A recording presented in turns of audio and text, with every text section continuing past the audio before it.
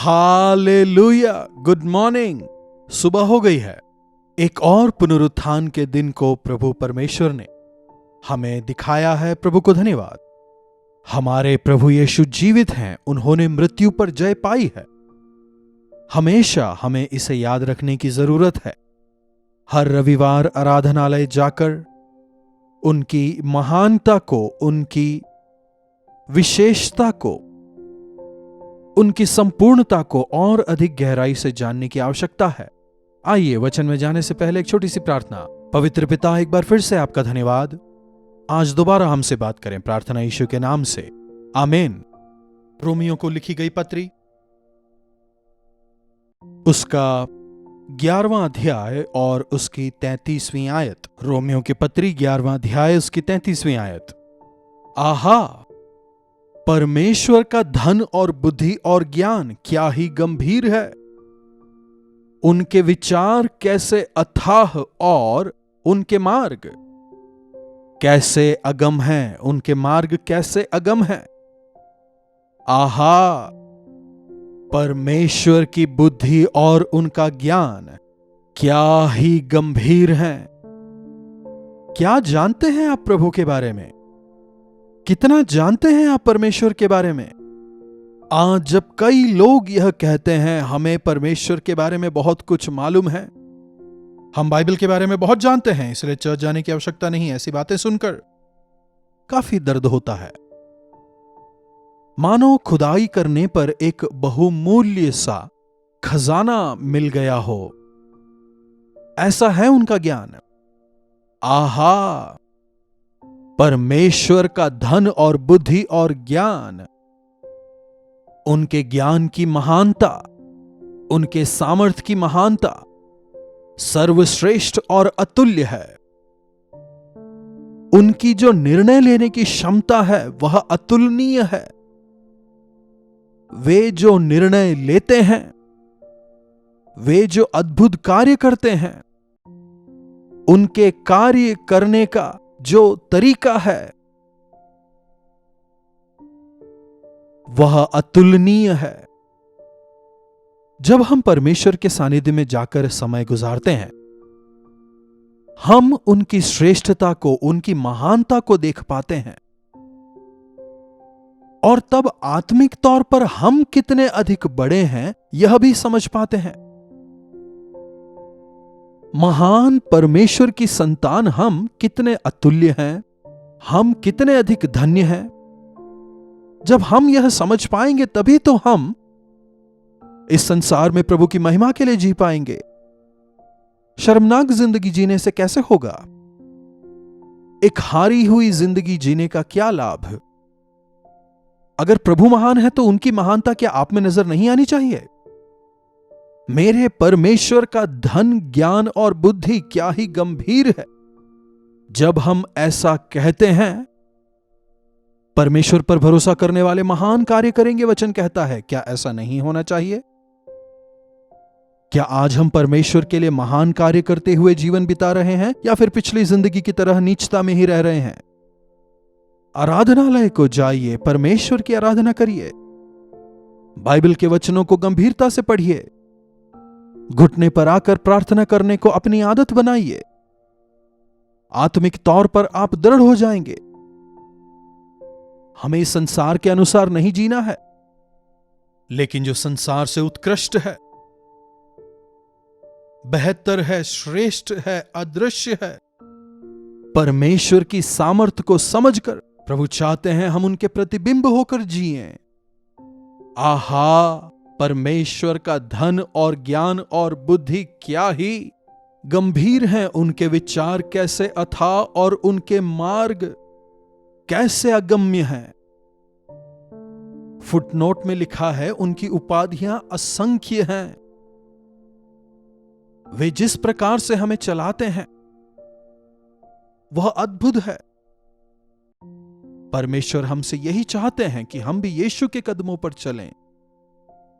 बिना विश्वास के हम उनके कदमों पर चल नहीं सकते।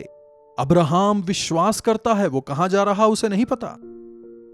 आज्ञाकारी होकर परमेश्वर ने उससे जैसा कहा, जहां जाने को कहा, अब्राहम ने वैसा ही किया।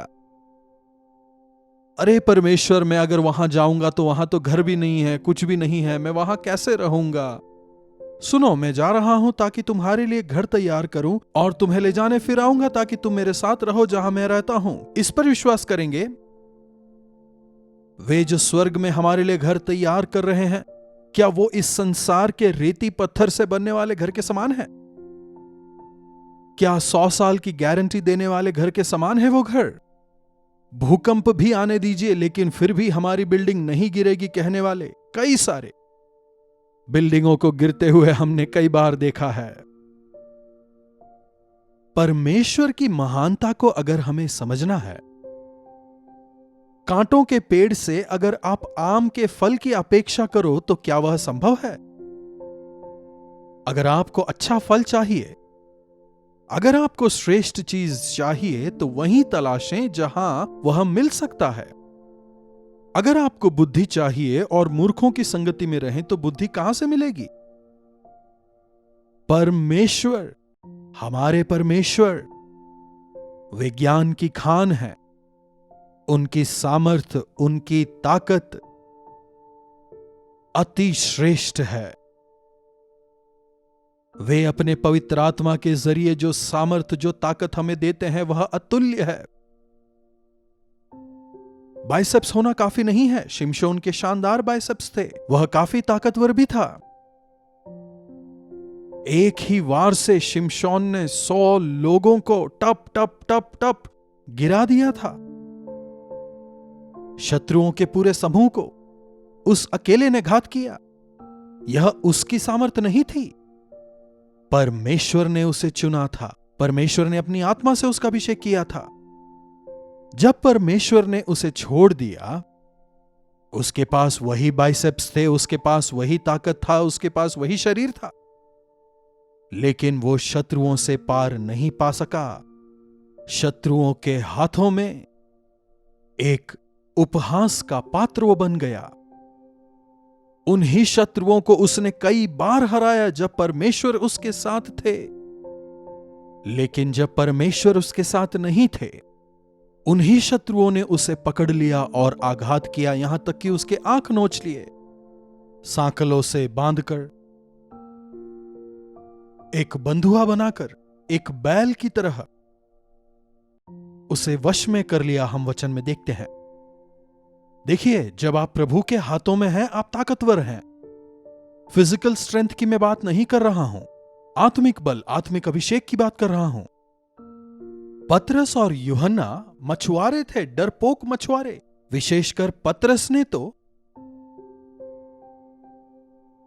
3 बार मसीह को नकारा था, लेकिन जब उसने पवित्र आत्मा के अभिषेक को पाया, ऊपर से आने वाले सामर्थ्य को हासिल किया, साहस के साथ खड़ा हुआ और प्रचार किया, और कई हजारों लोगों ने उद्धार पाया। पतरस के वचनों को सुनकर सुनने वालों के हृदय छिद गए। उन्होंने अपने हृदयों को परखा और पूछते हैं, हमें उद्धार पाने के लिए क्या करना चाहिए? मन फिराओ और बपतिस्मा लो। जब पतरस और तमाम प्रेरित इस बात को कहते हैं, कई लोगों ने मन फिराया।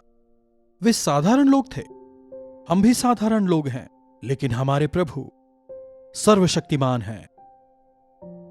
हम बलहीन हैं लेकिन वे सर्वसामर्थी हैं। हम में कमी घटियां हैं लेकिन वे सब कुछ कर सकते हैं। इसलिए जो उनके करीब हैं वीरता के कार्यों को करेंगे। जो मसीह में हैं वे जयवंत रहते हैं। उनकी शक्ति को उपयोग में लाने, उनकी महानता में बढ़ने, उनके साथ में समय बिताने। मेरे पास समय नहीं, अगर कहते हैं आत्मिक तौर पर आप कैसे बढ़ सकते हैं? हर रविवार को चर्च अवश्य जाएं, दूसरे विश्वासियों के साथ सहभागिता करें, प्रार्थना करें, विनती करें, वचन को और अधिक गहराई से पढ़ें, समझें और प्रभु की महिमा में बढ़ें। कुछ कलीसियाएं लेंट डेज का पालन करती हैं।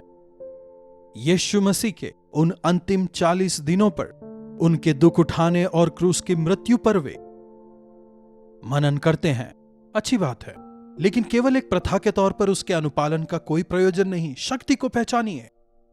यीशु मसीह ने मुझसे कितना अधिक प्रेम किया, मेरे लिए कितना बड़ा बलिदान दिया।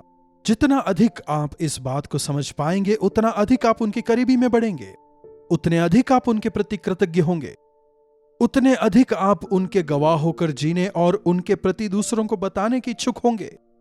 इसके विपरीत अगर आप कंप्यूटर पर बैठकर अपने कामों को करते रहें, घर पर रहकर अपने दैनिक कार्यों को करते रहें, या फिर टीवी के सामने बैठकर वहां की चर्चाओं को सुनते रहें, तो फिर कैसे आप परमेश्वर के सामर्थ्य को महसूस कर पाएंगे? रविवार विश्राम का दिन जरूर है, लेकिन सोने के लिए नहीं, बल्कि प्रभु की आराधना करने। रविवार का दिन संगति का दिन हो जाए। हर एक रविवार ऐसा हो। हमारे कैलवरी चर्च में रविवार को 3 सभाएं होती हैं। सुबह 9 बजे शुरू होकर शाम को 4 बजे तक आराधना चलती है। फिर अनेकों के लिए व्यक्तिगत तौर पर हम प्रार्थना करते हैं। कलीसियाओं के अलग अलग विषयों के संचालन में प्रभु निरंतर हमारी मदद कर रहे हैं। पूरा दिन प्रभु के सानिध्य में बिताने से कितनी तृप्ति मिलती है जानते हैं? शरीर थक जाता है, लेकिन आत्मिक तौर पर बलवंत होते हैं। बहाने बनाकर चर्च जाना बंद ना करें। परिवार समेत चर्च जरूर जाएं। ऑनलाइन है ना कहकर ठहर ना जाएं। हर एक रविवार को आराधनालय जाकर तमाम अन्य विश्वासियों के साथ मिलकर प्रभु के सानिध्य को, उनके अनुग्रह को, उनके सामर्थ्य को, उनकी महिमा को, उनके उक्त मार्गों को, उनकी इच्छाओं को जानने समझने में समय बिताएं। हर एक विश्वासी का व्यक्तिगत तौर पर परमेश्वर के साथ संबंध बने। साथ ही साथ हम सभी जो प्रभु की संतान हैं, एकजुट होकर पवित्र और शुद्ध हृदय के साथ जो प्रभु से प्रार्थना करते हैं, प्रभु की धार्मिकता का, विश्वास का, समाधान का पीछा करते रहें। प्रभु के आराधनालय जाएं, अन्य विश्वासियों के साथ संगति करें। हमारी कलीसिया में वचन की गहराई नहीं है, प्रार्थना की कमी है, हमारे पास अच्छा चरवाहा नहीं है। आप में से कई लोग शायद इस प्रकार से शिकायत भी करते होंगे। शिकायत के बजाय क्यों ना एक बेधारी के लिए प्रार्थना करें? या फिर कई दूसरी कलीसियाएं भी तो हैं जिनमें वचन की गहराई है, प्रार्थना की भरपूरी है। प्रभु से पूछें, आपके लिए जो सही है, आपकी आत्मिक जरूरतों के अनुसार आपके लिए सही कलीसिया को प्रभु आपको जरूर दिखाएंगे। कई लोग गवाही देते हैं, एकदम ठीक कलीसिया और पासबान को प्रभु ने हमें दिया है। यस, आपकी इच्छाओं को पूरा करने वाले हैं प्रभु। हर एक रविवार आइए और अधिक गहराई से हम उन्हें खोजें। हमारे परमेश्वर की भलाई और महिमा कितनी ऊंची है। परमेश्वर का धन, उनकी बुद्धि और उनका ज्ञान कितने गंभीर हैं। उनके विचार कितने अथाह और गहरे हैं। उनके मार्ग कैसे अगम हैं। हम रोमियो की पत्री 11:33 पर मनन कर रहे थे। 34वीं आयत भी देखिए, प्रभु परमेश्वर की बुद्धि को किसने जाना है या उनका मंत्री कौन हुआ है? हमें प्रभु को जानना और समझना है। प्रभु के मन को या उनकी बुद्धि को या उनके ज्ञान को समझ पाना अलौकिक है। देखिए, एक मनुष्य के साथ हम जितना अधिक समय बिताएंगे, उतना अधिक हम उस व्यक्ति को समझ पाएंगे। उसे क्या पसंद है, क्या नहीं, उसके हृदय को हम समझ पाएंगे। वैसे ही जितना अधिक समय आप प्रभु के साथ में गुजारेंगे, उनके हृदय को आप समझ पाएंगे, उन्हें गहराई से जान पाएंगे। प्रभु के साथ समय बिताने को हम जीवन शैली बना लें। आज सुबह का यह मनन आपकी आत्मिक बढ़ोतरी के लिए काफी नहीं है, इसीलिए आराधनालय जाएं, प्रभु के वचन को सुनें। प्रभु ने चाहा तो हमारी कैलवरी सभा से भी 12 बजे की सभा लाइव रहेगी। उस समय भी आप प्रभु के वचन को सुन सकते हैं, वचन में दृढ़ हो सकते हैं। प्रार्थना। पवित्र प्रेमी पिता परमेश्वर, वाकई में आपके धन, बुद्धि और ज्ञान क्या ही गंभीर हैं। आपकी महानता को, आपके प्रेम को और अधिक गहराई से जानने, पहचानने, आपके वचन की गहराई को समझने का अनुग्रह हम में से प्रत्येक को दें। पवित्र वचन से सुनकर, मनन कर, वचन की गहराई को समझते हुए आपकी इच्छा के अनुसार जीने का अनुग्रह वचन सुनने वाले हम में से प्रत्येक को अनुग्रह करके दें। प्रार्थना यीशु के नाम से मांगते हैं, आमीन। पिता परमेश्वर का प्रेम, प्रभु यीशु मसीह का अनुग्रह, पवित्र आत्मा की सहभागिता हम में से प्रत्येक के साथ हमेशा सर्वदा बनी रहे, आमीन। प्रभु की महिमा हो। आप अपने प्रार्थना विषयों को 9884907779 पर भेज सकते हैं। प्रभु का अनुग्रह आप सबों के साथ बना रहे। धन्यवाद। कल्वरी दर्शन, ये है प्रेम के दर्शन, यीशु प्रेम के दर्शन।